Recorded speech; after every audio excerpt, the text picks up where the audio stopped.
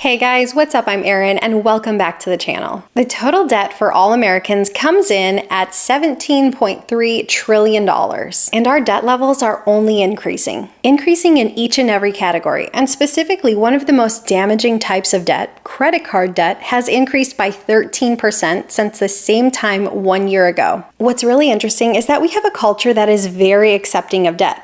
Carrying debt of one type or another is seen as normal in our culture. But in that same breath, 41% of Americans define financial success as living completely debt-free. So it's kind of interesting to see that such a large percentage of people say that financial success is living completely free of debt of all types, but then living in a time where debt is very normalized. More than that, 47% of Americans say that money, and debt specifically, has a negative impact on their mental health, including anxiety, stress, worrisome thoughts, loss of sleep, and depression. According to the Federal Reserve, 23% of American adults live a completely debt-free lifestyle. That means no mortgage, no auto loans, no student loans, no credit card debt, no debt of any type. So overwhelmingly, most Americans are not living a completely debt-free lifestyle. Most Americans are carrying debt of one type or another. When it comes to debt, it is important to distinguish between different types of debt. Make no mistake about it, if your debt burden is too large, no matter what the debt type, it's probably going to cause a lot of stress and anxiety and a whole swirl of negative emotions. But there is a distinction to be made between, say, a mortgage and, say, credit card debt. So let's look at how much each person is carrying of each debt type broken down by generation. If you were to break things down by generation, the youngest working generation, Gen Z, has a total mortgage debt of roughly $235,000, auto debt of about $20,000, credit card debt of about $3,000, and personal loan debt of nearly $9,000. The oldest members of Gen Z, as of 2024, are 27 years old. So for those members who have already bought a home, I think that's an amazing accomplishment. Unfortunately, the members of this generation are also racking up other debt types as well.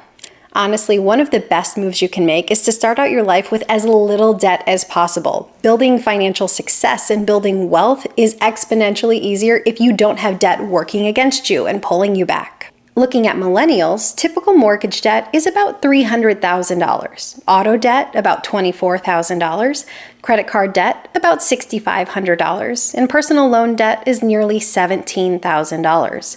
For Gen X, mortgage debt sits around $280,000, auto debt around $27,000, credit card debt around $9,000, and personal debt around $22,000. Millennials and Gen X are sort of in that messy middle of life, a time of life where it feels like everything is coming at you fast and hard, and it all comes with a price tag. It really is the middle years of life that are most expensive. This may be a time where you have extra family-related expenses. Maybe that's related to children. Maybe it's related to furry children.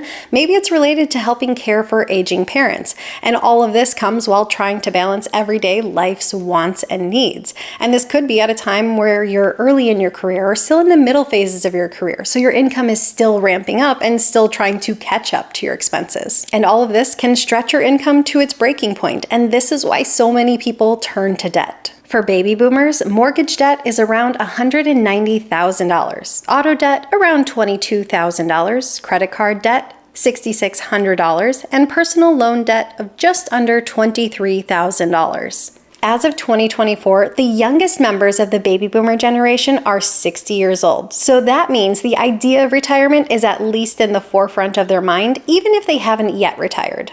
The average age for retirement in the US is around 63 years old. It tends to be a little bit older for men and comes in a little bit younger for women. And finally, the silent generation. Mortgage debt of around $143,000, auto debt around $16,000, credit card debt around $3,400, and personal loan debt of around $15,000. It's probably not surprising to see that the oldest generation has the least amount of debt in a lot of these categories. They've had more time to get their finances in order. They've had more time to pay down their mortgage. They've had more time to accumulate wealth, which helps to keep debt at lower levels. I want to go back to the stat at the beginning of this video, that 41% of Americans define financial success as living completely debt-free.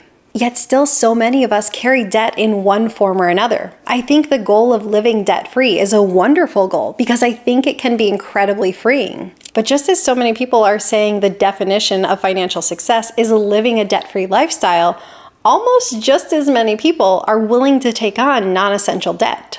38% of people say they're willing to go into debt for simply a fun purchase. 27% would be willing to take on debt for travel. 14% would be willing to take on debt for dining out. And 13% would be willing to take on debt to attend a live entertainment event. And beyond these simply hypothetical situations, 36% of people say they expect to take on debt to fund travel plans this year. And I think these kind of stats signal that for some, there's too much of a willingness to take on debt to fund today. I think this eagerness and this willingness to take on debt to fund today is detrimental to financial health, but it can also be detrimental to mental health. Mr. Arthur Brooks, Harvard professor and researcher on happiness, says that we're kind of wired to think about money incorrectly. He says the two biggest errors when it comes to money are that the consumption of stuff will bring you happiness and that borrowing is somehow okay. But time and time again, his research has uncovered that debt tends to tank individual happiness levels when it comes to credit card debt and auto loan debt and student loan debt. All of these debt types reduce overall happiness. Mortgage debt is the only kind of debt that doesn't lower happiness, unless it's too big. At the end of the day, you can really only do 5 things with your money. 1, you can buy stuff. 2, you can buy experiences. 3, you can buy time. 4, you can give it away. Or 5, you can save it. Each choice that you make with your money will fall into one of these 5 categories. And Brooks adds that only 4 of these choices tend to bring us happiness. And those are to buy experiences, to buy time, give it away, or save it. And the irony of all ironies is that most of the time our desire is to simply buy stuff. But that's the only choice that doesn't lead to an overall increase in long-term happiness. When you buy something that's new, you get that immediate hit of happiness, that immediate newness. But eventually, that newness wears off. That of happiness tends to wear off, no matter what the item is. But if you were to buy an experience, especially shared experiences with friends and loved ones, the memories you create last a lifetime. Or instead, you use your money to buy back your time. Maybe you hire someone to cut your lawn or clean your home, and then you use that time to go do something you truly enjoy. That will make you happier. When you use your money to help a cause or people you care about, that comes back to you in the form of happiness. When you set aside a little bit of money today for savings and investments, you're investing in future happiness. You're giving your future self more options. A little bit of sacrifice today leads to exponentially more happiness down the road. It can be incredibly easy to take on debt, especially when we live in a culture that promotes a lifestyle that leverages debt. But I think once you become aware of how debt can negatively impact your mental health, not just your financial health, it's easier to sidestep the debt traps. It's easier to be much more cautious with taking on debt.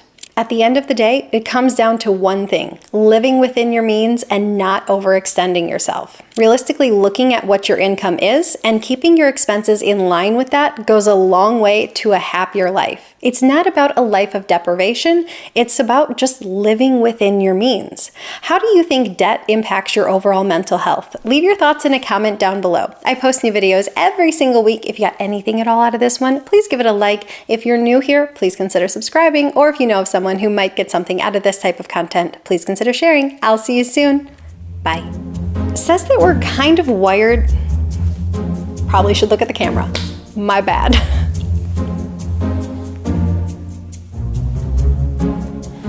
Gender. Ridiculous.